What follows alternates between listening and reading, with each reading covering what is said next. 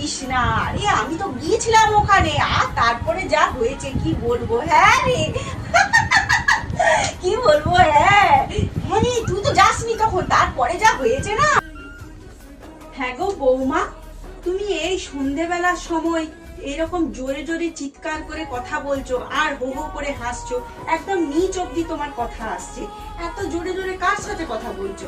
আর এত জোরে জোরে কেউ কথা বলে? একটা তো লক্ষ্মীমন্ত বলে ব্যাপার আছে নাকি, সব সময় আস্তে আস্তে কথা বলবে, এত জোরে জোরে কথা আমাদের বাড়িতে কেউ বলে না। আচ্ছা মা, ভুল হয়ে গেছে, আর জোরে জোরে কথা বলবো না। হ্যাঁ, সব সময় আস্তে আস্তে কথা বলবে, এত জোরে জোরে কেউ কথা বলে না। शाबाश बेटा। হ্যাঁ গো বৌমা, রান্না বান্না হলো? হ্যাঁ, কি বলছো? কিছুই তো বুঝতে পারছি না, জোরে বলো। মা, আপনি তো বললেন যে জোরে জোরে কথা বলবে না, সেই জন্যই তো আস্তে আস্তে কথা বলছি। কেন ঠিক করছি না?